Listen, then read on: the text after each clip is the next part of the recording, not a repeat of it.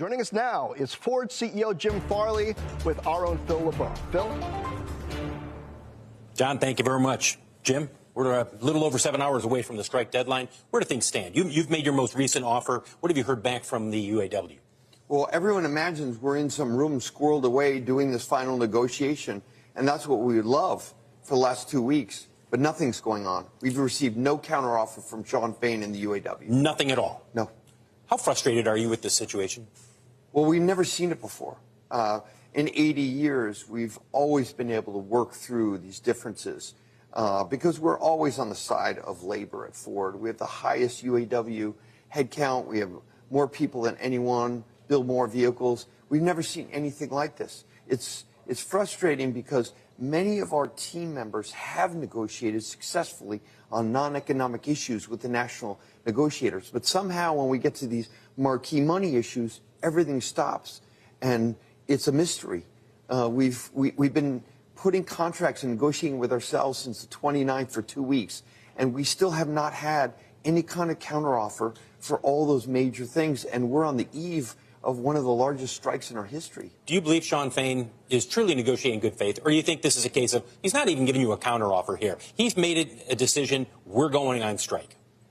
Well, I think he's certainly planning. When I saw Facebook Live, he didn't even acknowledge our offer that Bill Ford, the chairman of the company, made 2 days ago until last night, and we still have not gotten an offer. I don't know what Shawn Fain is doing, but he's not negotiating this contract with us as it expires. But I know he's busy planning a strike. We don't want it.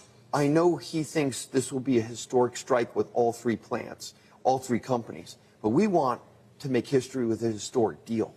We have talked with people familiar with their plans in terms of what they might announce tonight. Livonia, your transmission plant, really the bread and butter in terms of putting the engines and the vehicles, everything together. That's going to be hit, according to what we understand.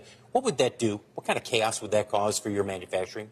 It's enormous. For a engine, transmission, or stamping plant, all the downstream assembly plants would be affected within hours or days. And what most Americans don't realize is that although that would disrupt the manufacturing and the assembly of vehicles, many of those workers may not be eligible for the strike fund or for even unemployment. So at a personal level, our employees get hurt. So how quickly would you have to potentially lay off people from a final assembly plant because you're not getting transmissions in, and therefore there's no production? Well, within hours or days, depending on the plant, how much float we have, we'll have to shut plants, assembly plants, hours or days. Quickly put in some perspective. The offer that they have, what they're demanding relative to where you are right now, how much damage would that do to the bottom line if you were to say, sure, we'll give you 40%? If we signed up for the UAW's request, instead of making money and distributing $75,000 in profit sharing in the last 10 years, we would have lost $15 billion and gone bankrupt by now.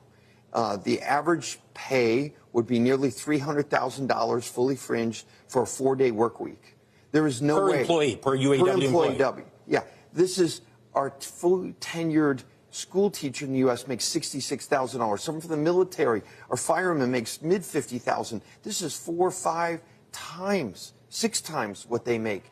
There's no way we can be sustainable as a company. That's why we put our proposal in 2 weeks ago to say, look, you want us to choose bankruptcy over supporting our workers? Here's our proposal. Let's work through this. We've heard nothing. Last question. How worried are you that this could be an extended strike? Worried, but we're prepared. We're professionals, 120-year-old company. We've seen world wars. We've seen pandemics. We're prepared. My team is fantastic.